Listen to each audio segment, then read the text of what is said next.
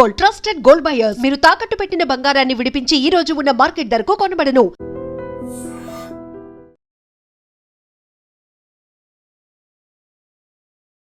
So ప్రపంచ చరిత్రలోనే ఇంత శాంతియుతంగా లేకుంటే ఇంతమంది ఎన్ని కోట్ల మంది ఏకమై సాధించుకున్నటువంటి పోరాటంగా తెలంగాణ ప్రత్యేక రాష్ట్ర మూమెంట్ని పోలుస్తూ ఉంటారు. ఆ మూమెంట్ గురించి ప్రతిసారి పదే పదే మాట్లాడుకుంటున్నప్పుడు ఇట్లా మళ్ళీ June 2 వస్తుంది అనుకున్నప్పుడు, రాష్ట్ర అవతరణ వస్తుంది అనుకున్నప్పుడు మళ్ళీ ఒక్కసారి నెమరేసుకుంటూ ఉంటే, ప్రతి ఒక్కరూ దాని గురించి మాట్లాడుకుంటూ ఉంటే, జరిగినటువంటి పోరాటాన్ని పిల్లలకు చెప్తూ ఉంటే ఇది కలకాలం నిలిచిపోవాలి అనేటువంటి ఒక ఫీల్ అనేది ఉంటుంది. అందులో మీరు ఉన్నారు. ఆ విజయాన్ని సాధించి ఇక్కడికి వచ్చిన తర్వాత ఇక్కడ ఒక వార్మ్ వెల్కమ్ అంటారా, లేకపోతే ఒక తెలంగాణ అంతా ఎదురు చూస్తున్నటువంటి ఒక క్షణం, ఒక విజయానందంతో మీరు వచ్చారు, ఇక్కడ తెలంగాణ గడ్డ మీద అడుగు పెట్టారు అంటే అప్పుడు ఏమనిపించింది? అసలు మీ మనసులో ఏం కలిగింది? నాకు ఏమనిపించింది అప్పుడు ప్రధానంగా ఇదే. ఇక ఒక 20 రోజులు ఢిల్లీలో ఉన్నాం కదా, ఉన్నాము. అది 20 రోజుల ఒక మానసిక ఒత్తిడి, విపరీతమైన ఒత్తిడి. ఆ ఒత్తిడి నుంచి బయటపడ్డాం కదా, అది మామూలుగా లేకుండే రిలీఫ్ అది.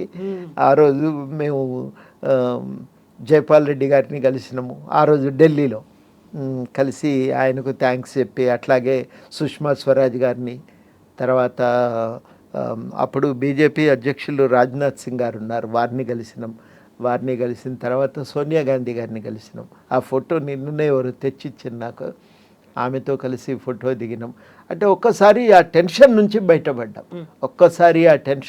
బయటపడటం అదొక విశేషమైతే, రెండోది చాలా కీలకంగా నేను ఇంతకుముందు చెప్పినట్టు ప్రజల్లో కలిగిన ధైర్యం ఉంది కదా, అది నేను అనుకోవటం ఒక పెద్ద మార్పు. తెలంగాణ సమాజంలో ప్రజల్లో ఒక విపరీతమైన ఆత్మవిశ్వాసం కలిగింది. అవును, మేము చరిత్రను మార్చగలం, రచించుకోగలం, నడపగలం అనేటువంటి విశ్వాసం ఏదైతే కలిగిందో అది చాలా, ప్రతి ఒక్కళ్ళు మేమే జేఏసీ నడిపినామని ప్రకటించుకోవటం, తెచ్చుకున్నాం. మేము మామూలు వాళ్ళం కాదు, పడి మనల్ని లెక్కే చేయలేదు ఆంధ్ర పాలకులు, కానీ మనం తెలంగాణ తెచ్చుకున్నాం, మనం మామూలు వాళ్ళం కాదు అనే ఒక ధైర్యం ఏదైతే వాళ్ళు పొందినరో అది నాకు చాలా గొప్పగా అనిపించింది. అసలు నేను దాన్నే ప్రధానంగా ఎవరిలోనైనా ఈ విషయాన్ని గమనిస్తూనే చాలా నాకు కూడా సంతోషం అనిపించింది. అంటే ప్రతి తెలంగాణ వ్యక్తి తను చరిత్ర మార్చగలిగిన అని అనుకోవటం చాలా బాగా ఓన్ చేసుకున్నారు బాగా. మీరు ఇక్కడి నుంచి అంటే ఇన్నేళ్ల పాటు చేసిన పోరాటం, అంటే తొలి దశ మలి దశ ఉద్యమాలు ఇవన్నీ చేసిన తర్వాత ఇక్కడ చేయాల్సినటువంటి పోరాటాలన్నీ చేసి 20 రోజుల పాటు కూడా ఢిల్లీలో కూర్చున్నప్పుడు, వెళ్ళేటప్పుడేమో సమైక్య ఆంధ్ర నుంచి వెళ్ళారు, ఉమ్మడి ఆంధ్రప్రదేశ్ నుంచి వెళ్ళారు. ల్యాండ్ అయిన తర్వాత చూస్తే తెలంగాణ ప్రత్యేక రాష్ట్రం అన్నప్పుడు వచ్చేటువంటి మమకారం అనేది ఉంటుంది. ఇది నాది, మేము సాధించుకొని వచ్చాము, నేను తెచ్చాను, ఇక్కడ నేనున్నాను అనుకున్నప్పుడు నెక్స్ట్ జనరేషన్ అంతా చెప్పుకుంటుంది ఆ జరిగినటువంటి ఉద్యమం గురించి, వాటన్నిటి గురించి.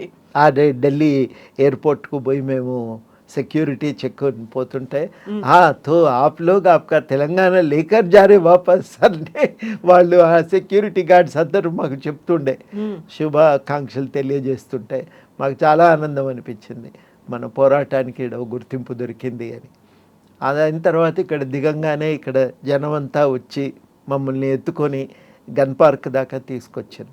ఆ గన్ పార్క్ నుంచి మళ్ళీ మేము వరుసగా 1-2-3 ఆఫీసులకు వెళ్ళి మీటింగ్స్ మాట్లాడి ఇంటికి వెళ్ళినాం. సాయంత్రం అయింది, పొద్దున దిగితే ఇల్లు చేరుకునేసరికి సాయంత్రం అయింది. అట్లా తిరిగినాం. అది చాలామందికి మీరు కంట అయినరు తెలంగాణలో భాషలో మాట్లాడుకోవాలంటే. మీరంటే ఓర్వలేని వాళ్ళు కూడా చాలామంది పెరిగినారు. ఆ తర్వాత రాష్ట్రం సాధించుకొని వచ్చిన తర్వాత ఓన్ చేసుకున్న వాళ్ళు కూడా, మిమ్మల్ని అప్రిషియేట్ చేసిన వాళ్ళు, వీళ్ళందరూ కూడా ఉన్నారు. మీ మీద అన్ని కేసులు కూడా అయినా, ఆ కేసుల మీద ఇప్పటికి కూడా మీరు ఫైట్ చేస్తూనే ఉన్నారు.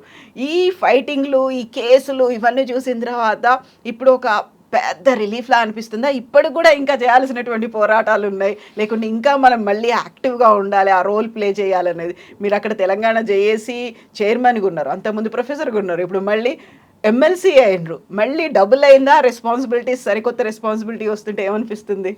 అంటే ఒక పాత్ర తెలంగాణ ఏమి ఆశిస్తుందంటే, ఇవన్నీ విషయాలు తెలుసు కదా, పెద్ద మనిషిలాగా నువ్వు ముందుండి సమయం వచ్చినప్పుడు మాట్లాడాలి కదా అని అనుకుంటారు. అనుకుంటారు కాబట్టి నైతికంగా ఒక పాత్ర వాళ్ళు కల్పించారు. ఆ పాత్ర కల్పించినప్పుడు దాన్ని విస్మరించడానికి వీల్లేదు కదా. రాజకీయాలకు అతీతంగా, వ్యక్తిగతమైన ఇష్టాయిష్టాలకు అతీతంగా మొత్తం మీద తెలంగాణ సమాజానికి నష్టం కలిగేది ఏది చేయకూడదు అని తెలంగాణ కోరుకుంటుంది. తెలంగాణ ప్రజలకు ఉపయోగపడే సమయం వచ్చినప్పుడు తెలంగాణ ప్రజల పక్షాన్ని నిలబడి మాట్లాడాలని కోరుకుంటుంది. తెలంగాణ కోసం అవసరమైతే గట్టిగా నిలబడి కార్యక్రమం చేయాలని ఆశిస్తుంది. ఇవన్నింటి వల్ల ఏమవుతుందంటే నిరంతరం తెలియకుండానే ఇది ఒక పాత్ర ఎప్పటికప్పుడు ఏం చేయాలనేది గుర్తు చేస్తుంటుంది అది. దీంతో పాటుగా గతంలో ఉన్న మా కోదండరామ్ సార్ కాదు ఇది, ఇప్పుడు మారిపోయినరు. అప్పుడేమో అందరూ నమ్మినరు, అందరూ ఓన్ చేసుకున్నారు.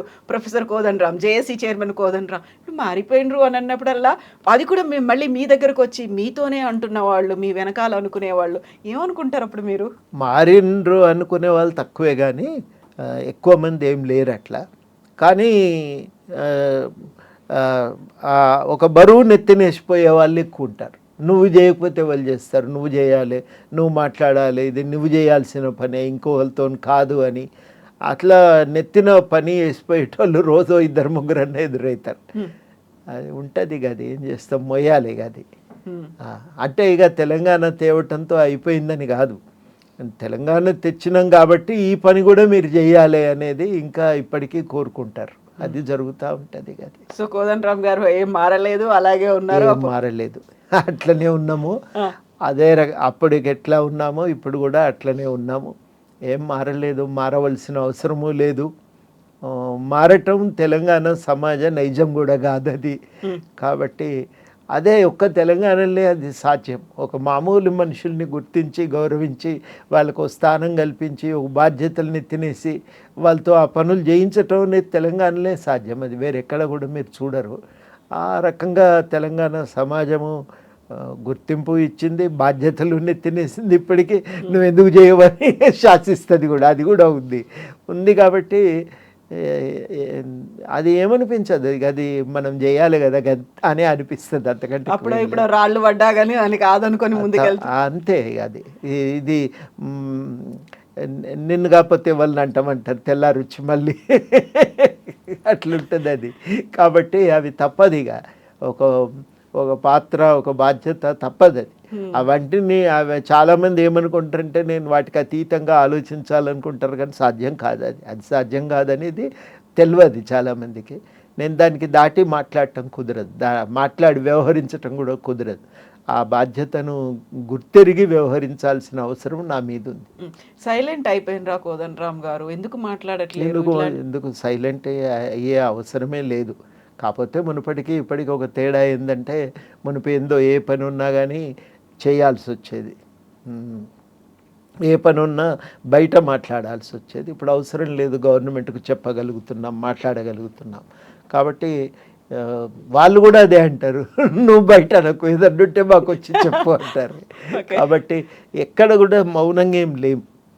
ఆలోచనల్లో, ఆశయాల్లో మార్పు లేదు.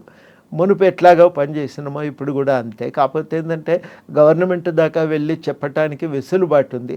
ఆ వెసులుబాటును ఉపయోగించుకుందాం అనేదే నా ఆలోచన. Thank you so much sir. Thank you. Best wishes to you sir. Thank you sir.